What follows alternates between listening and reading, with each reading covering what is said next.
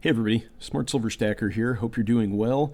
Got some very important breaking news to get into today regarding the conflict in Ukraine, because it looks like there is a serious escalation there. Specifically, some Russian missiles have gone astray and they have caused some casualties in NATO member Poland. So we're going to get into what the consequences of that might be, what it's already doing to markets, and what it might do to markets moving forward.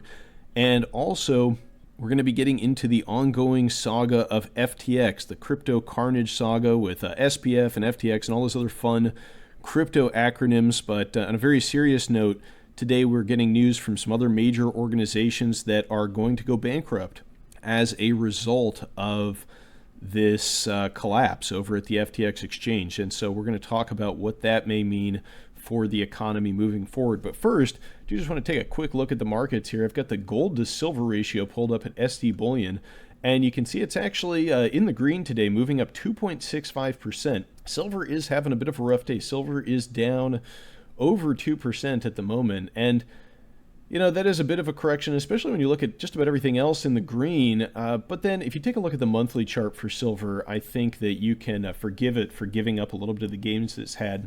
It's probably gotten a little overbought at this point. So, hey, maybe this is a buying opportunity. Of course, not financial advice, just a guy on YouTube. But personally, I do prefer to buy on days when silver is in the red rather than when it is in the green. Now, crude oil is the other thing I want to draw your attention to, because it is spiking up into the green after being in the red most of the day. And that spike in crude oil occurred on this initial news of major missile strikes in Ukraine. And this was around noon Eastern time that we got this report that Russia was launching the heaviest missile strikes of the war. Supposedly over 100 missiles launched. Now the Ukrainians are claiming that they have intercepted a significant number of these, but still there is quite a bit of critical infrastructure getting hit, because if you have over 100 missiles, even if you intercept 80 of them, 20 missiles getting through is still quite a bit. And so these attacks appear to be targeted at critical infrastructure. And we're going to talk a little bit more about the Ukrainian electrical grid and Russian attacks on its infrastructure in just a moment. But really the most critical aspect of this story is that some of the missiles that didn't get shot down went astray, and they struck within the border of NATO state Poland. Multiple casualties as a result of these off-course missiles. And of course, the big threat here is that this could be an Article 5 invocation, meaning an attack on a NATO member is considered an attack on the entire alliance.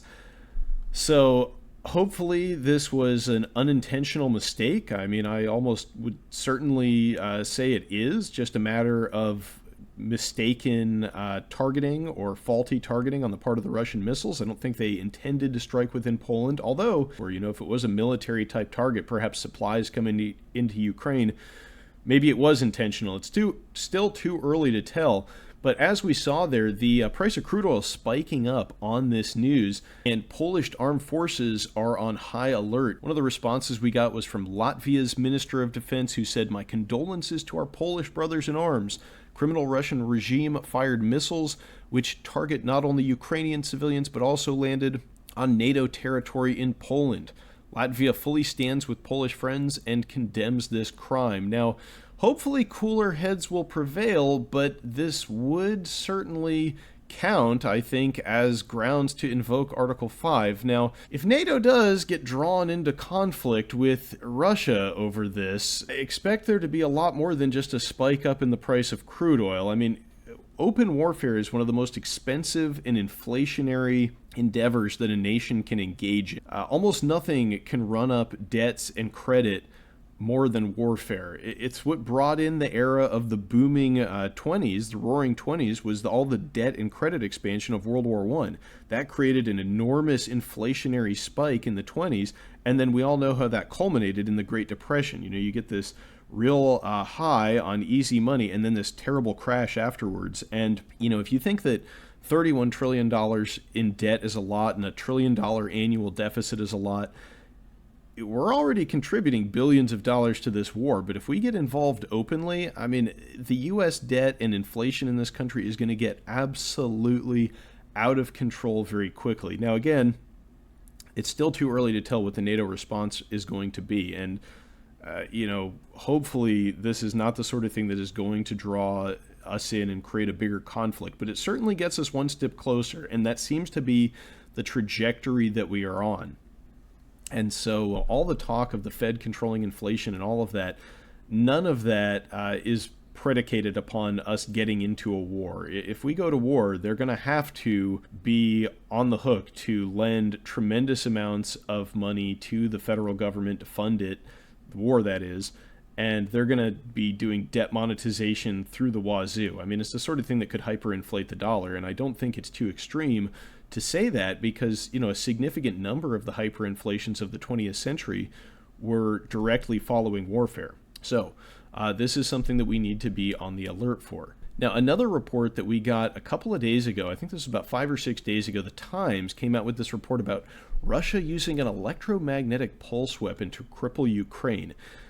Now, today's missile strikes, that was the objective of the most of the strikes, according to the reports. It was electrical infrastructure, critical infrastructure, that sort of thing. According to the Ukrainians, they were shooting down a significant number of these missiles. And so if Russia decides that the largest missile strikes of the war are insufficient to meet their goal of destroying the Ukrainian grid, well, an EMP would be an effective way to do that. Now, in this article, they're talking about Spetsnaz forces being equipped with EMP weapons or something along those lines. But I think really the thing that we could be concerned about here is some kind of a nuclear weapon from a missile, like a EMP strike. You launch a small yield nuclear weapon up into the stratosphere, you detonate it, you create this EMP wave which destroys all electronics within its range. And I believe that those can be calibrated to target specific geographical areas if you have the right type of weapon and you detonate the right size nuclear weapon at the right altitude. You can really dial those in. But of course, there's also two huge risks of escalation if this sort of thing went on. It's the use of a nuclear weapon, but it's not quite the same as blowing up a city or something like that. So it seems more within the realm of what the Russians might do. But still, destroying a nation's entire electrical infrastructure is still going to impose a tremendous amount of death and suffering in the nation. So it's still a very serious escalation. And the other thing is that while these can be calibrated, I think, I don't know how exact that is. And clearly, the Russians are missing with some of their conventional missiles. What if an EMP strike over Ukraine takes out electronics in NATO members? What if it destroys part of the Polish electrical grid or the Lithuanian electrical grid or any other friendly nations? I mean, what if it was a serious miscalibration or took out a big portion of Western Europe's electrical grid? What would that mean? Obviously, an enormous escalation, but it would also mean tremendous economic ripples throughout the world. If you think that right now supply chains are problematic and inflation is bad, if any of this goes down and this conflict escalates in any of the ways that rumor has it may be the case coming soon, the economic picture is going to get much, much bleaker than just a spike up in the price of crude oil. And you can see the price of crude spiked up on the news of these missile attacks. Now it's correcting down a little bit, but still in the green for the day. But if any of these rumors of escalation or any of these developments turn out to be worse than maybe we initially expect, if we don't roll the dice properly, then you're going to see a huge spike up in all sorts of commodities. It's not just going to be crude oil and energy. It's going to be nickel, palladium, gold, silver, copper, because supply chains are going to get tremendously damaged as a result of an escalation like that. And I mean, ultimately, you get to a situation where the outcomes can become unpredictable. So this is really something that we all need to be paying attention to and be very cautious about. Hopefully cooler heads will prevail and we won't see a major escalation like that, but it's not looking good. Now, the other thing I want to get into today has to do with this handsome fellow here, this good old SBF over at FTX with all the crypto acronyms that they like to use.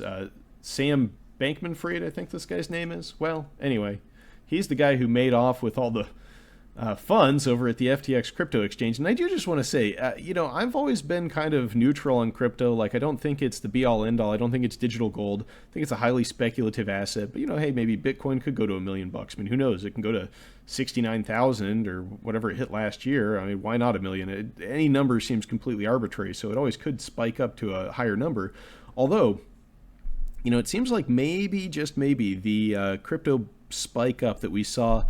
I'm going to get this guy's face off your screen. Sorry. We'll go to the next story here. But I just want to mention that it seems like maybe the crypto bubble really did peak back in November. Maybe Bitcoin's going to limp along for a while and maybe find some use case. But I think the days of the massive spikes up in price are probably done. And maybe that's a good thing for people in Bitcoin. I'm not sure.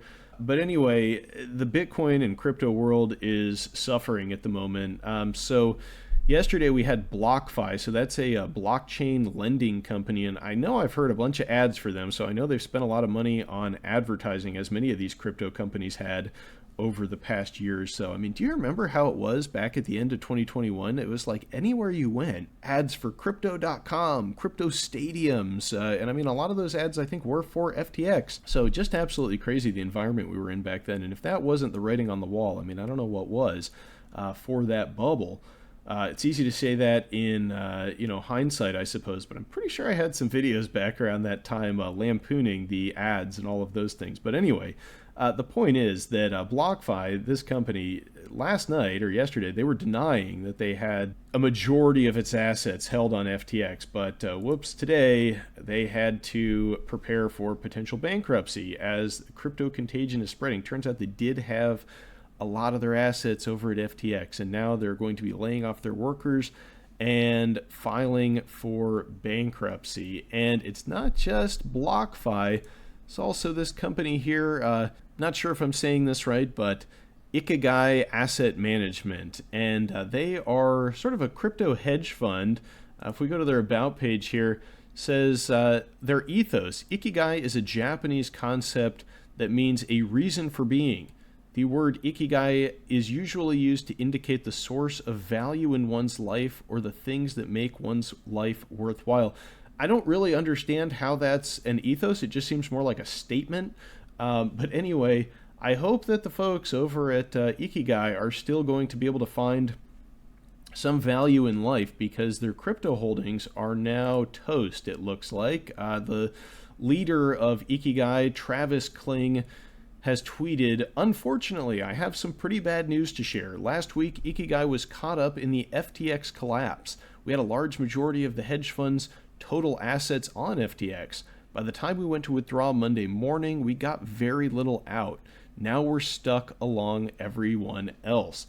So this guy was a hedge fund leader, a hedge fund manager, and he left the majority of his assets uninsured on a crypto exchange. Now, it's shocking to me that in 2022, anybody is leaving assets on a crypto exchange. There have just been so many examples of why that is not a good idea. So many of these exchanges have been hacked, have been collapsed one way or another. There's countless stories, starting all the way back with Mt. Gox. I can name a few off the top of my head. I know BTCE, I think that was a Russian exchange that got seized by the FBI.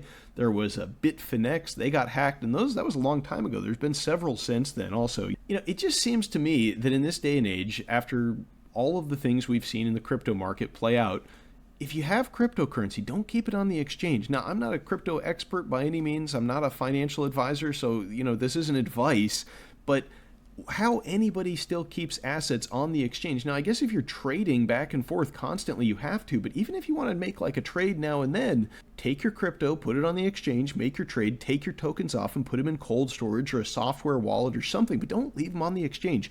It just seems completely wrong-headed to do. So many people have been ruined as a result. And, this is something we talk about in precious metals investing so much, but that's counterparty risk. When you have a physical silver coin or silver bar or gold coin or gold bar, or platinum, or, any metal, you have a box full of nickels, there's no counterparty risk to that. What you have in your hand is tangible wealth.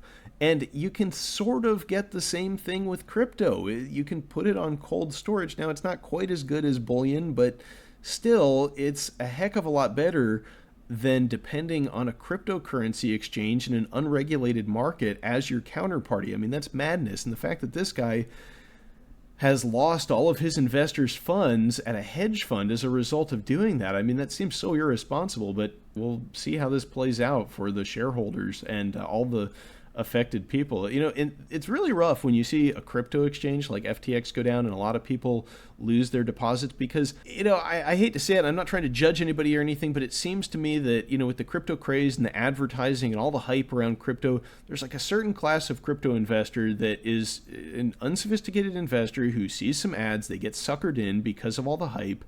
And, who can blame them? These things are crafted by, billion-dollar ad agencies to manipulate public opinion and to, basically do mind control while you're sitting there zonked out watching football in a trance and they're playing these ads.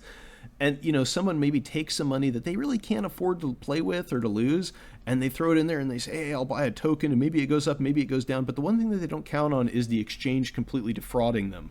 And, these are the people who can least afford in this kind of economic situation. It's people who are being pushed towards risky investments like cryptocurrency because of the negative state of the economy and inflation and how hard it's gotten to get by. And now they're the people who really make out the worst in this kind of a situation. And they are the people who are disproportionately hurt by this. And those are the people that we really need to be, feeling for, not guys like this Travis Kling, who's should be, smart enough. He's a hedge fund manager, not to just leave the majority of his assets on a crypto exchange. I mean, can't think of anything riskier to do. This guy literally would have been better off buying boxes of nickels. I'm not even kidding. He'd probably do pretty well with boxes and nickels moving forward. Anyway, if, the price of commodities does what I expect it to do in the coming years. But anyway, it wasn't just, hedge funds and companies like Blockfi. I mean, more conservative investments were made in FTX. I mean, or, investors that you would think would be more conservative. The Ontario Teachers Pension Plan invested $95 million into FTX. So, they're also going to be on the hook. And how much of this money are any of these groups or people going to get back? Well, we're not going to know for a while, but it's probably just going to be pennies on the dollar. And, this is very serious. And why this is so serious is because if you start seeing groups like the Ontario Teachers Pension Fund go bankrupt as a result of an FTX collapse, well, now what happens? Does the Canadian government allow that pension fund to fail, or do they come in with a bailout? Well, now what has to happen? The central bank, they got to start firing up the printing press. And so, all of this has very far-reaching implications. And so this is a lesson for investors. One, so simple, just don't leave your money on crypto exchanges. Like, just don't do it. Get cold storage, get a software wallet, whatever. Don't leave money on a crypto exchange. Seems like that really needs to get drilled into the heads of people. And we've had ample examples of why it's a bad idea. The fact that people still do it, it's just mind-boggling. We really just need to be careful with what we're doing with our assets. And again, I'm not a financial advisor, but if you want to get some stuff with no counterparty risk that nobody can default on, physical bullion is a pretty good choice. Gold and silver. Silver today, it's in the reds, very cheap relative to Bitcoin. Still, Bitcoin's down under $17,000, but still, I think that silver at 21 or 22 or 25 or 26 or any of these prices, still incredibly cheap, most undervalued asset on the planet at the moment. Let me know what you think about all the stuff I covered in today's video. I hope you all enjoyed today's kind of a more rambly news covering video. But anyway, hope you enjoyed it. Don't forget to like, comment, subscribe, everybody. I will catch you next time. Smart Silver Stacker, out.